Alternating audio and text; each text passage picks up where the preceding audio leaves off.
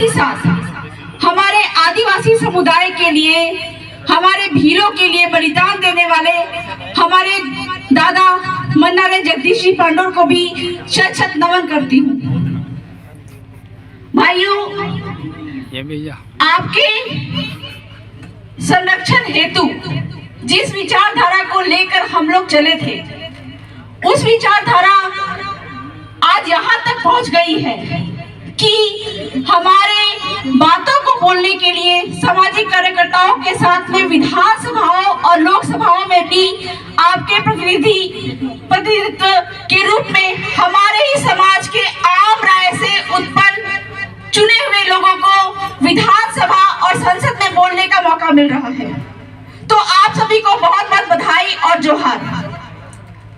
यूं तो मैं सामाजिक हूँ और अपने परिचय के तौर पे मैं बता देना चाहती हूँ कि जब भी मुझे मंच पे बुलाया जाए तो मुझे बबीता कच्छप की जगह पे मुझे बबीता मसाल करके बुलाया जाए, क्योंकि मैं तो झारखंड की बेटी हूँ, लेकिन आपके भील समुदाय के एक बेटे प्रसून मसाल भील के साथ में ससम्मान मेरी शादी, मेरी बारात वहाँ झारखंड गई और वहां से बारात लेकर वापस बहू के रूप में मुझे भील प्रदेश में लेकर आए।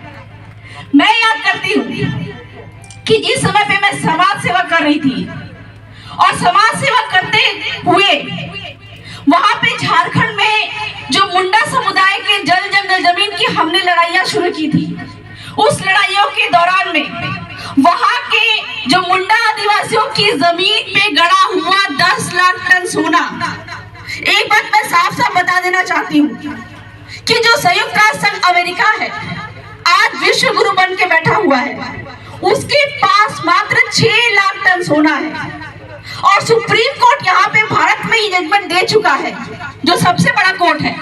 उसने क्या कहा कि जिसकी जमीन उसका खनिज, मतलब आपकी जमीन पे अगर सोना, लोहा, चांदी, लोहा जो भी है आपकी जमीन पे निकलता है तो उस पे सबसे पहला अधिकार आपका होगा।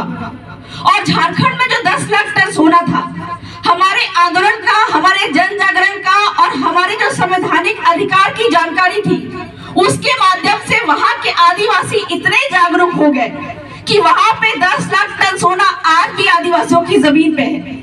और वो 10 लाख टन सोना इतना ज्यादा है कि उसको अगर आदिवासी निकाल ले वहां झारखंड में, तो एक एक आदिवासी के पास में एक एक हेलीकॉप्टर होगा, इतना पैसा है।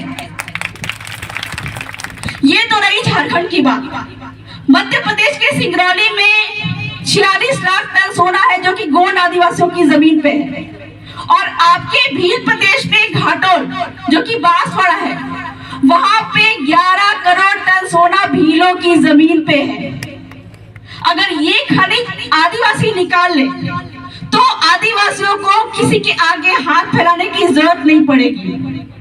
तो ये सारी जो जल जंगल जमीन खनिज की जो जानकारी है, ये जानकारी देने के लिए एक जो विचारधारा यहाँ पे चल रही है भील प्रदेश में, उसी का नतीजा है कि आज यहाँ पे भारत आदिवासी पार्टी के रूप में एक विचारधारा को संसद और विधानमंडल में उसको बिठाया गया। और इसकी जरूरत क्यों पड़ी, इसके बारे में मैं थोड़ा बताना चाहती हूँ, क्योंकि सुप्रीम कोर्ट ने एक बात बोली है। क्या बोली है? ना लोकसभा ना विधानसभा, सबसे ऊंची ग्राम सभा। और ये जो विचारधारा यहाँ पे चल रही है, इसका मुख्य उद्देश्य है यहाँ के जो चलते आ रहे गमेती मुखी पटेल व्यवस्था को आदिवासियों को मालिक बनाना। जहाँ पे हमारे ग्राम सभा और जो मालिक व्यवस्था है, पटेल व्यवस्था, वो अपने हक अधिकारों को जानने में, उनके इम्प्लीमेंटेशन में पीछे हट जाती है, तो वहां पे प्रशासन और जो कानून हमारे जल जंगल जमीन को खत्म करने के लिए, लूटने के लिए जो कानून बनते हैं, उसको रोकने के लिए हमको संसद और विधानमंडल के अंदर में हमारे ही बीच के लोगों को भेजना बहुत ही आवश्यक है। तो आज के दिन में हमारे दादा विनोद मसाल, इनके माध्यम से मैं ये कहना चाहूंगी कि आपके बीच के आदमी को संसद और विधानमंडल में भेजने की जरूरत है। आपके नजदीक ही जो क्षेत्र है उदयपुर में, वहां पे यूआईटीएल यूनिक के नाम से एक प्रोजेक्ट आ रहा है जो कि नगर निगम का विस्तार के रूप में लाया जा रहा है। आपके खेरवाड़ा में भी नगर निगम का विस्तार किया गया है और जैसा कि संविधान में लिखा हुआ है, संविधान के अनुच्छेद 243 जेड-सी के अनुसार यहाँ पे नगर पालिका और नगर निगम अवैध है, ठीक है। लेकिन सरकार जानबूझ के गलत कानून ला के यहाँ पे नगर निगम स्थापित करना चाह रही है ताकि यहाँ के जो भील आदिवासी हैं इनको इनके जल जंगल जमीन और खनिज से हटाया जा सके। कल तक हमको लगता था और कल तक हमको पता था कि ये जल जंगल जमीन खनिज हमारा है। आज जितनी भी लड़ाइयाँ होती है या फिर अंग्रेज के समय में जितनी भी लड़ाइयाँ होती थी, वो सारी लड़ाइयाँ जो थी वो हमारे जल जंगल जमीन और खनिज को बचाने के लिए ही थी। कल तक जो जंगल हमारा था आज उस पर सरकार कब्जा करके बैठी है वन विभाग के नाम पे। हम ये बात बोलते हैं कि जल जंगल जमीन हमारा है, लेकिन जब कोई पूछता है कि ये जल जंगल जमीन आपका कैसा है, कोई नहीं बता सकता है। तो हमको ये बात समझना पड़ेगा और ये बात जाननी पड़ेगी और ये बात आपको कोई भी नहीं बताएगा, कोई भी सरकार नहीं बताएगी, कोई भी नेता मंत्री नहीं बताएगा। लेकिन जो इस विचारधारा के माध्यम से चुने हुए लोग हैं, आपके प्रतिनिधि हैं, वही आपको इन सारी बातों की जानकारी दे सकते हैं। और जो 10 लाख टन सोना वहां पे सरकार के हलक से निकाल के हम लोगों ने वापस लिया, आपके यहाँ भील प्रदेश में भी जितना ज्यादा खनिज है वो सारे हलक से निकाल के आदिवासी, यहाँ के स्थानीय आदिवासियों के नाम पे होगा। ये जानकारी आपको यहाँ के जनप्रतिनिधि संरक्षण विधि से मिलेगा। तो ये बात हम बोलते हैं कि जल जंगल जमीन हमारा है, लेकिन जब पूछा जाता है कि ये खाली पड़ी जमीन आपकी कैसे है, कोई नहीं बता पाता है। ये खाली पड़ी जमीन अगर पूछा जाता है कि ये खाली पड़ी जमीन किसकी है, तो हम क्या बोलते हैं, किसकी जमीन है? सरकारी जमीन है। जो खाली पड़ी चरवाहा जमीन हम बोलते हैं सरकारी जमीन है। आप हमको बताइए, यहाँ पे हर किसी व्यक्ति को जो जमीन मिलती है वो बाप के बाप के बाप के बाप से मिलती है। हर व्यक्ति को जो जमीन मिलती है वो बाप के बाप के बाप के बाप से मिलती है। अगर सरकार की ये जमीन है तो सरकार के बाप का नाम क्या है?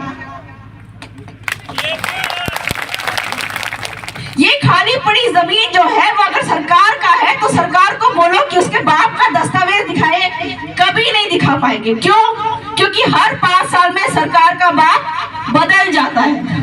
कभी भाजपा की सरकार होती है, कभी कांग्रेस की सरकार होती है, तो कोई एक बाप नहीं है। तो ये खाली पड़ी जमीन है, ये नदी है, ये तालाब है, इस गांव के अंदर में वो सारी किसकी है? क्योंकि आपकी जो जमीन है वो जमीन तो आपके बाप के बाप के बाप के बाप से मिली है। अगर आपकी जमीन की बात होगी तो हम ये बोल सकते हैं कि मेरे पिताजी थे, उनके पिताजी थे। हमारे यहाँ पे लड़कियों को जमीन में हिस्सा नहीं देते हैं। क्यों नहीं देते? क्योंकि लड़की कल को अगर गैर आदिवासी से शादी कर लेगी तो जमीन भी गैर आदिवासी के पास में चला जाएगा। लेकिन आज हम अपनी जमीन सरकार को भी दे रहे हैं और गैर आदिवासियों को भी बेच रहे हैं। तो हमको ये जानना पड़ेगा कि ये जल जंगल जमीन और खनिज हमारी कैसे है। जिस समय यहाँ पे कोई नहीं था, कोई अंग्रेज नहीं थे, कोई तुर्क नहीं थे, कोई मुगल नहीं थे, कोई भी सरकार नहीं थी, उस समय 200 साल 300 साल से भी ज्यादा हमारे बाप दादा यहाँ पे थे। और इसी का उदाहरण है कि राणा पुंजा भील जो है, उनकी बातों छोड़ो, तो यहाँ पे जब कोई मुगल नहीं थे, तुर्क नहीं थे, पुर्तगाल नहीं थे, उस समय हमारे यहाँ पे बाप दादा रहते थे। और उन्होंने क्या किया था कि गांव का सीमाना तय किया था। गांव का सीमाना तय करने के बाद में तय किया था कि ये पहाड़ इस गांव के सीमाने के अंदर में है, यहाँ पे हमारे आने वाले वंश है, यहाँ से लकड़ियां तोड़ेंगे, यहाँ से वन उत्पाद निकालेंगे, खाली पड़ी जमीन पे हमारे पशु चारा चरेंगे, यहाँ पे नदी है, यहाँ पे हमारी महिलाएं पानी भरेंगी। ये तय करके उन्होंने गांव के सीमाना के अंदर में सारे नदी तालाब जंगल को अपने गांव के अधीन में किया। और जो पहला शिरावासी, हमारे जो खत्री का पहला जो पत्थर गड़ता है, वो ये निर्धारित करता है कि ये गांव हमारे उस खत्री का है, उसके नाम से है। और उसी वंशानुगत खत्री के जो बेटे के बेटे के बेटे आज भी गमेती पटेल बनते आ रहे हैं। तो इस तरह से हम बोल सकते हैं कि पूरा का पूरा गांव जो है यहाँ के पहले जो व्यक्ति जिनका शीरा बावसी है उनके नाम का है, किसी सरकार की जमीन यहाँ पे नहीं है। तो ये जंगल की अगर बात कर रहे हैं, आज हमारी महिलाएं जंगल जाती है, जंगल में लकड़ियां चुनती है, यहाँ पर से कोई वन उत्पाद तोड़ती है तो उनपे केस लगा दिया जाता है कि ये जंगल तो वन विभाग का है। तो आप हमको ये बताइए कि अगर ये जंगल वन विभाग का है तो वन विभाग के बाप का नाम क्या है? यही बात रतन महल के जंगल में भी पूछी गई थी, जो कि गुजरात में पड़ता है। वहां के भीलों की जो गमेती व्यवस्था थी, उन्होंने वहां पे यही सवाल पूछा, क्यों? क्योंकि ये जंगल पे कब्जा करके सरकार जो है वन विभाग है, रीछ अभयारण्य के नाम पे पूरा जंगल अपने नाम पे कर लिया था और वहां पे एंट्री के रूप में वहां पर से एंट्री फीस लेते थे, रेस्टोरेंट चला रहे थे, वहां पे टेंट सिटी के नाम पे जो भी वहां पे आ रहे उससे पैसे वसूल रहे थे। तब जाके वहां के गांव ने संविधान के अनुच्छेद 13(3) का, जिसमें ये साफ साफ लिखा हुआ है कि आदिवासियों की रूढ़ी प्रथा को विधि का बल प्राप्त है, ये पावर का इस्तेमाल करते हुए उन्होंने अपने गांव में ये निर्धारित कर दिया कि ना लोकसभा ना विधानसभा, सबसे ऊंची ग्राम सभा। ये करके तब उन्होंने ये कहा कि ये जो वन विभाग के नाम पे आप यहाँ पे जो रीछ अभयारण्य, कल तक हम जाते थे कि हमारे बाप दादाओं का जंगल था, तो ये तुम्हारा कैसे है? उन्होंने ये पूछा कि ये जंगल अगर तुम्हारे बाप का है तो तुम्हारे बाप का दस्तावेज दिखाओ। तब जाके वहां पे वन विभाग ने क्या बोला कि ये जो जंगल आपको दिखाई दे रहा है ये 114 आदिवासी भील आदिवासियों के नाम पे है। तो कुल मिला के ये समझ जाना चाहिए आपको कि ये गांव के अंदर में जितना भी नदी तालाब पहाड़ है वो सारा हमारे गांव का है। और जब भी हमको लड़ाइयां लड़नी पड़ती है तो ये जो बात आती है ना लोकसभा ना विधानसभा, सबसे ऊंची ग्राम सभा, जो कि संविधान के अनुच्छेद 13(3) में लिखित है। और ये बात कहां से आई? ये बात सुप्रीम कोर्ट ने उड़ीसा के एक जजमेंट में कहा था। क्या कहा था कि वहां पे उड़ीसा में नियमगिरी पहाड़ी पे आदिवासियों की जमीन पे, आदिवासियों के पहाड़ पे बॉक्साइट का खनन कर रही थी एक कंपनी, और उस कंपनी में वहां के ग्राम सभाओं ने मना कर दिया कि हम अपना पहाड़, चूंकि ये पहाड़ पे हमारे देवता बसते हैं, ये पहाड़ जो है हम किसी सरकार को नहीं देंगे, किसी कंपनी को नहीं देंगे। तब जाके उन्होंने सुप्रीम कोर्ट तक अपनी बात पहुंचाई, और बात पहुंचाने के बाद में वहां पे सुप्रीम कोर्ट खुद उस गांव तक आए, और गांव में आने के बाद में उन्होंने कहा, गांव से पूछा कि क्या आप अपनी जमीन इन सारे सरकार को या इस कंपनी को देना चाहते हैं? तो वहां पे 21 पार पटेल गमेती बैठी, और बैठने के बाद उन्होंने ये कहा कि हम अपनी पहाड़ जो है किसी सरकार, किसी कंपनी को नहीं देंगे।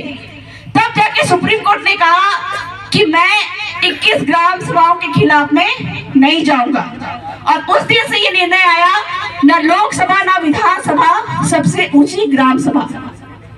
लेकिन आज हम अपने गांव के पावर से अनभिज्ञ हैं, और ये विचारधारा जो चल रही है इसका मुख्य उद्देश्य यही है कि हमारे जो निचले तबके के, सबसे निचले तबके के लोग हैं, इनको उनका पावर दिलाना, उनके पावर का एहसास दिलाना, जो कि सुप्रीम कोर्ट के 5 जनवरी 2011 के जजमेंट में भी लिखित है। क्या बोला गया है कि 92% जो लोग हैं इस भारत देश के निवासी वो विदेशी है, आक्रमणकारी है और उनकी संतानें हैं, और जो 8% आदिवासी यहाँ पे रह रहे हैं, जो भील आदिवासी यहाँ पे रह रहे हैं, वो इस भारत देश के असली मालिक हैं, और बाकी के सारे विदेशी है और आक्रमणकारी हैं। तो इस गांव के पावर का इस्तेमाल किया गया बहुत सारे जगहों पे, जैसे आपके जो उदयपुर में नगर पालिका बैठ रही थी यूडीए के नाम पे, उस यूडीए के नाम से जो प्रोजेक्ट वहां पे बैठ रही थी, वहां के ग्राम सभाओं ने साफ साफ मना कर दिया। तब वहां का जो प्रोजेक्ट है वो वहां से हटा लिया गया, क्योंकि ग्राम सभाओं के पास में वो पावर था। लेकिन आज ग्राम सभाओं ने ये पावर के तहत हर प्रोजेक्ट को रोक लिया, लेकिन फिर से नए कानून बना के संसद और विधानमंडल में जो बाहरी लोग बैठे हुए हैं वो नए कानून बनाते हैं, और आपको फिर करने का नया नया कानून लेकर आते हैं, तो उस कानून को रोकने के लिए बहुत जरूरी हो जाता है कि आपके बीच के व्यक्तियों को ही चुनकर संसद और विधानमंडल में भेजा जाए। और इसलिए ये जो पार्टी है बाप पार्टी, इसके माध्यम से आपके जो आम राय से सिलेक्टेड व्यक्ति है, जो कि जल जंगल जमीन और खनिज के सारे अधिकारों को जानते हैं, विनोद जी मसाद, इनको चुन के विधानमंडल में भेजने की आवश्यकता है आप लोगों को। क्योंकि हमारे विचारधारा से चुने हुए 2 विधायक हैं, इन्होंने संसद और विधानमंडल की जो बातें हैं इनको विधानसभा के पटल पे रखा है। जो 100% आरक्षण की बात कर रहे हैं, जो कि अभी दादा ने बताया कि 10% आरक्षण EWS को संविधान के विरुद्ध में दिया गया, लेकिन आदिवासी समुदाय को जो 100% आरक्षण प्राप्त है उसके खिलाफ में जितने भी यहाँ के विधानमंडल के बैठे हुए जनप्रतिनिधि हैं वो लगातार कानून पे कानून बनाए जा रहे हैं। तो आपके बीच के ही सिलेक्शन विधि से चुने हुए 2 विधायक राम प्रसाद जी डिंडोर और राजकुमार जी रोप ने विधानसभा में ये बात रखी कि यहाँ पे जो RAS और RPS का जो पोस्ट है वो सिर्फ और सिर्फ यहाँ के आदिवासी भील आदिवासी से ही भरे जाने चाहिए, और यहाँ पे जितने भी नौकरियां होती है वो सिर्फ और सिर्फ उन पे यहाँ के स्थानीय भील आदिवासियों को ही भर्ती करनी चाहिए, जो कि संविधान में लिखित है। नगर पालिका नगर निगम यहाँ पे अवैध है, ये बात भी उन्होंने विधानसभा में रखी, जो कि वहाँ के राज्यपाल ने मान भी लिया है। और वहाँ पे IPC CRPC यहाँ पे लागू नहीं होता है, इसकी बात भी उन्होंने विधानसभा में रखी। क्योंकि कल तक हमको ये बात पता थी कि जब तक हमारे पास में गवर्नमेंट पटेल व्यवस्था थी, हमारे क्षेत्र में कोई भी पुलिस नहीं घुसती थी। हमारे यहाँ पे एक व्यवस्था है जिसमें शादी के समय में भील आदिवासियों में दहेज का कोई प्रथा नहीं है, और आदिवासियों पे हिंदू मैरिज एक्ट लागू नहीं होता है। पर आज के समय में हमारे भील आदिवासियों पे दहेज का कानून लगा दिया जा रहा है, और दहेज का कानून लगाने के बाद में उनको जेलों में डाला जा रहा है। जबकि एक उदाहरण हमारे पास में है, एक आपके कुलदीप मावी करके हमारे गुजरात के भाई हैं, उनपे भी महिला ने दहेज का केस लगा दिया था। तब उन्होंने वहां पे कोर्ट में ये बात रखी कि हमारे भील आदिवासियों में दापा प्रथा है, मतलब कि लड़के दहेज लेते नहीं है बल्कि लड़के दहेज देते हैं। ये बात जब उन्होंने वहां पर रखी तो कोर्ट ने बोला कि आप अपने मैटर को ले जाके ग्राम सभा के बीच में रखिए, और इस प्रकार से दहेज का केस जो उस व्यक्ति पे लगा हुआ था वो हट गया। तो ये सारी बातें जो है कि हमारे बीच के जो चुने हुए जो जनप्रतिनिधि है, इन सारे लोगों को जो 17 विधानसभा में जिन लोगों को हम लोग चुन के भेज रहे हैं, ये हमारे कानून संविधान की सारे बातें जानते हैं। तो मैं आप लोगों से ये अनुरोध करना चाहूंगी कि आपके जल जंगल जमीन खनिज कैसे बचाए जाए, और इनके द्वारा जो भी संवैधानिक अधिकार है ये जानने वाले लोगों को ही संविधान कानून को जानने वाले लोगों को ही आपको विधानसभा में भेजने की जरूरत है। तो बहुत बहुत जोहार, जय आदिवासी, जय भील प्रदेश।